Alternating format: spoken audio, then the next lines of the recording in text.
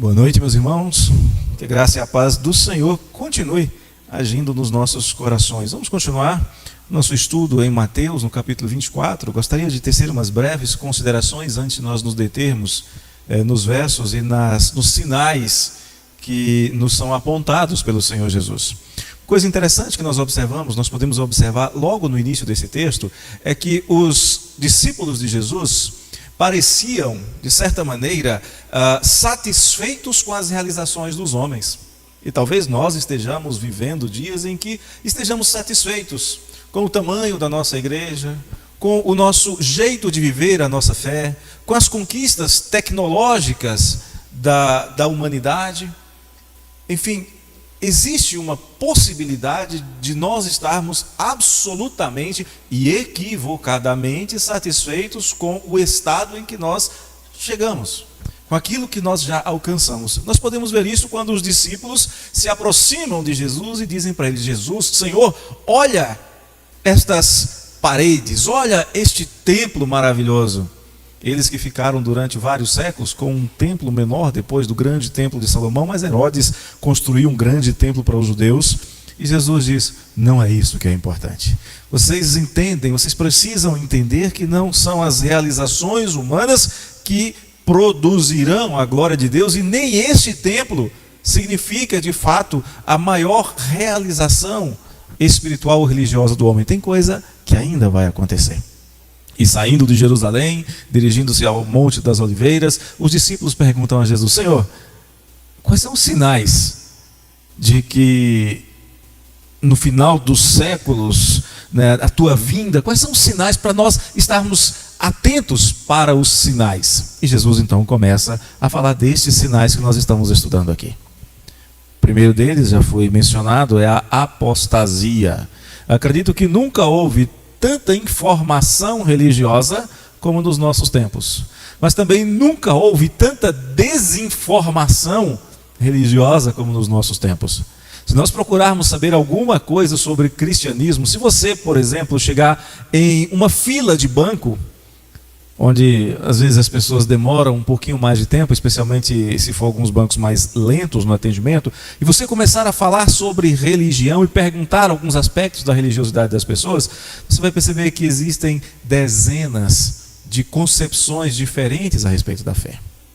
E como é que nós olhamos para isso? Quando alguém lê esse texto de uma maneira mais desavisada, logo pensa: se Jesus disse que as coisas vão piorar, se vai haver apostasia, se vai haver guerra, mas na frente Jesus vai dizer que o amor de muitos esfriará, e eu creio que você também já deve ter percebido isso na vida religiosa, na vida pessoal, na vida social. Se as coisas só vão piorar, então por que eu tenho que me esforçar para fazer o meu melhor? E tem gente que diz: não adianta mesmo, deixe que aconteça. Não precisamos brigar por melhor educação, não precisamos nos preocupar com ficar com moralidade. Para que preocupar com moralidade? Jesus já disse que seria complicado mesmo. Mas não é assim que nós, presbiterianos, reformados, cristãos bíblicos, entendemos. Nós entendemos que quanto maior a apostasia, maior a necessidade do verdadeiro ensino. Que quanto maiores forem as trevas, mais eficiente será a nossa pequenina luz a brilhar. Que quanto maior for o barulho das vozes do mundo, mais necessária será a nossa voz, ainda que ela não precise ser gritada nas praças, mas mais necessário será a voz do Evangelho dizendo: saia da confusão e venha para Jesus. Saia desta atribulação, dessa bagunça, e venha para aquele que te dá paz, descanso e repouso. Quanto pior estiverem as coisas, mais eficiente devemos ser como luz do mundo, sal da terra. Então nós vemos dois dos sinais que foram explicados agora há pouco: apostasia, guerra e rumores de guerras. E Jesus insiste a partir do verso 7, nós vamos ler versos 7 e 8. No verso 7 de Mateus 24, Jesus diz: porquanto se levantará nação contra nação, reino contra reino, e haverá fomes e terremotos em vários lugares. Porém, tudo isto é o princípio das dores. Todas essas coisas que já foram mencionadas até agora, apenas o princípio das dores. Jesus fala de nação se levantando contra nação. Jesus fala de reino se levantando contra reino. Se fizermos um apanhado, como foi bem lembrado agora há pouco, se tentarmos colocar numa linha do tempo, século 20 e século 21, e buscarmos um único dia nos últimos 122 anos em que pudéssemos encontrar paz verdadeira na terra, a nossa busca seria infrutífera. Neste período todo sempre houve guerras e rumores de guerras. Por exemplo, de 1945 até a década de 80, com a queda do Muro de Berlim, nós vivíamos um período chamado de Guerra Fria, ou um período de rumor de guerras. Nunca houve, nos últimos 122 anos, um único dia livre destas profecias feitas pelo Senhor Jesus. É possível que estejamos vivendo já os últimos momentos dos últimos dias? Sim, é possível. Pastor, o senhor está dizendo com isso que Jesus vai voltar este ano, ano que vem, daqui a 10 anos? Não sei, ele não me disse. Ele disse que isto compete exclusivamente ao Pai, mas disse para nós estarmos atentos. E ele disse para nós sermos vigilantes. E como servos vigilantes, sermos servos fiéis, fazendo o que ele nos ordenou.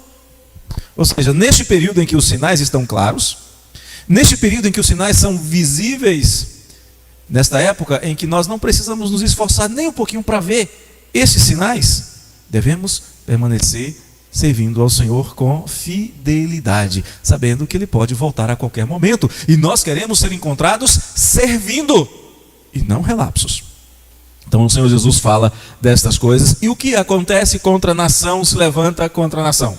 O que acontece quando as nações se levantam umas contra as outras? O que acontece quando dentro das nações grupos começam a brigar? E esta a expressão que o Senhor Jesus usa aqui, quer dizer quando reino se levanta contra reino. Por exemplo, entre os romanos, dentro do Império Romano, havia vários reinos. Havia diversos reis. Inclusive na Palestina chegou a haver 4 deles. O que acontece quando uma nação se levanta contra outra? Um exemplo muito claro. O que acontece com a Europa, o que está acontecendo na Europa por causa da guerra entre a Rússia e a Ucrânia? Desabastecimento, necessidades, dificuldades financeiras, empresas falindo. Eu vi recentemente um senhor, dono de uma sorveteria, que ele resolveu simplesmente fechar a sua sorveteria porque os seus custos triplicaram em menos de 60 dias. Produtos deixam de ser vendidos, fazendas deixam de ser cultivadas, plantações deixam de ser colhidas. Isso resulta em fome. Talvez nós aqui no Brasil não tenhamos sentido isto ainda, mas já existem cidades em que corre-se o risco de desabastecimento. Com o que está acontecendo no nosso país, a divisão interna do nosso país, reino contra reino, está acontecendo hoje. Nós já temos estradas em que caminhoneiros estão deixando os grãos na estrada. Temos pecuaristas, agropecuaristas que estão deixando de plantar. Isso significa que se não há plantação, não há colheita. E a guerra interna pode cumprir mais um desses sinais que o Senhor menciona. Fome. Fome significa fraqueza. Significa falta de resistência física. E falta de resistência física significa suscetibilidade a doenças. Gente fraca pode sofrer com enfermidades que normalmente não seriam grandes problemas. E não é difícil de nós imaginarmos dentro de alguns meses, talvez no ano que vem, coisas que estavam sendo tranquilamente suportadas pelos nossos organismos, muitas pessoas sofrerem, por exemplo, com doenças que parecem insignificantes, como giardias e ascaris lumbricoides, etc. Por que tudo isso? Por causa da apostasia, por causa da guerra, por causa dos rumores de guerra, por causa do levantar-se reino contra reino. E aí o Senhor Jesus vai completar os sinais. Após falar da fome, que tem como consequência as pestes, das mais diversas, ele vai falar de terremotos. Terremotos em vários lugares. E tem acontecido constantemente. Somos surpreendidos com notícias de grandes e constantes terremotos. O século 21 tem sido considerado o século onde há mais registros de terremotos, de grandes proporções. Antigamente a gente ouvia falar de um terremoto a cada 10 anos, a cada 20 anos, às vezes até a cada 50 anos. Esta noite teve um. Hoje teve um. Até a última informação, eu tive informação logo pela manhã de 139 pessoas. Conversando com o reverendo Gelmário, já tinha passado 250 pessoas que perderam a sua vida em um terremoto. Abalos da terra. O terremoto é mostrado na Bíblia como juízo de Deus sobre a criação. Juízo de Deus sobre homens ímpios. Muitas vezes nós vemos isto acontecer. Nós vemos, por exemplo, a terra se abrir para engolir dois homens de coração endurecido, que querem fazer a sua vontade, não a vontade de Deus, como Nadab e Abiú. A terra se abre e os engole. O Senhor vai dizer-nos, quando ele continua falando sobre o sermão final, o sermão da grande tribulação, ele vai dizer que vai chegar um momento em que os homens ímpios clamarão para que no meio de todos esses abalos os montes caiam sobre eles, porque eles finalmente perceberão que tudo aquilo é a ira do Cordeiro vindo sobre eles. Nação contra nação. Vivemos esses dias. Reino contra reino. Está na nossa casa, nas nossas ruas. Fome. A cada dia cresce mais e mais. Se o Brasil não produzir, como corremos o risco, cerca de 20% da população mundial passará fome. Terremotos acontecendo constantemente. E eu fico imaginando às vezes, se quando Jesus fala de terremotos, da terra se abalar, ele que tinha ciência de todas as coisas, aquele para quem o ontem, o hoje e o amanhã é tudo a mesma coisa, se não poderia estar se referindo também de uma maneira que os discípulos não entendiam naqueles dias, a bombardeios, fazendo o chão das cidades tremerem de maneira artificial? Tudo isso apontando para o dia da volta do Senhor. Aquilo que no livro de Apocalipse é chamado de o grande e terrível dia do Senhor. Aquilo que é descrito por Joel no capítulo 2, Isaías, Ezequiel, todos descrevem o grande e terrível dia do Senhor.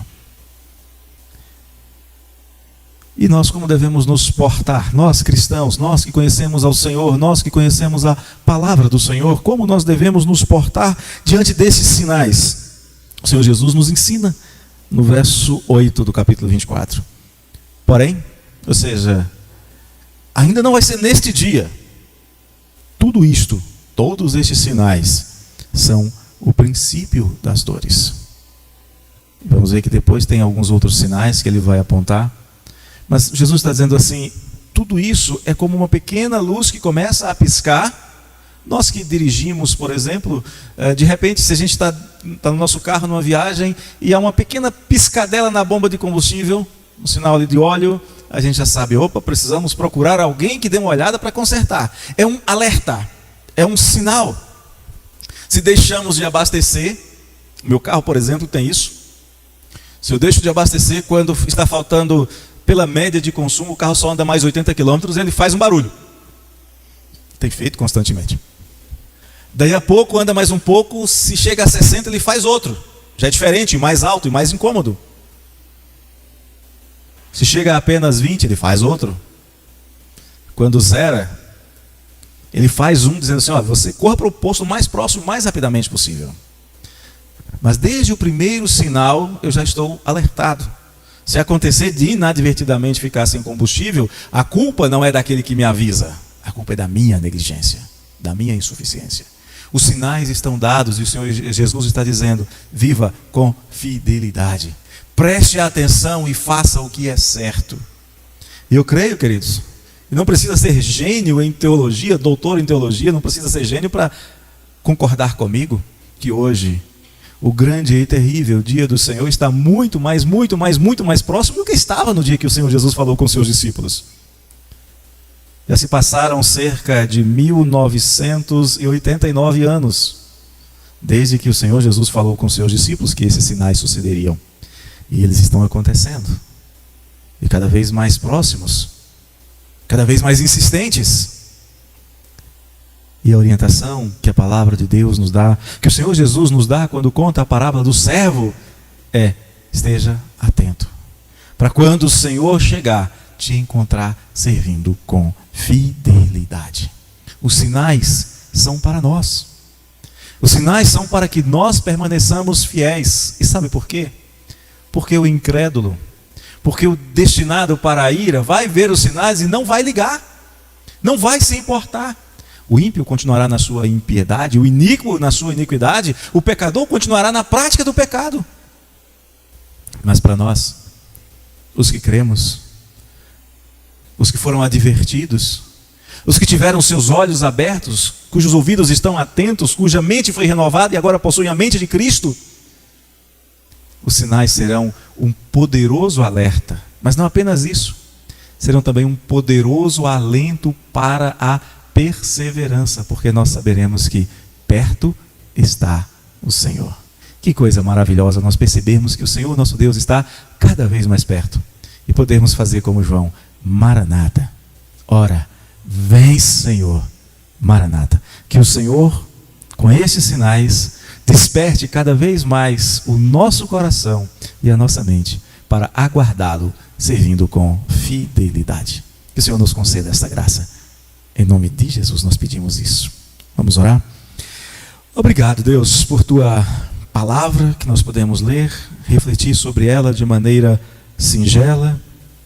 E te pedimos, Senhor, que esta palavra lida possa, de fato, Senhor, frutificar no nosso coração. Não falta poder nela, pode sobrar dureza em nós.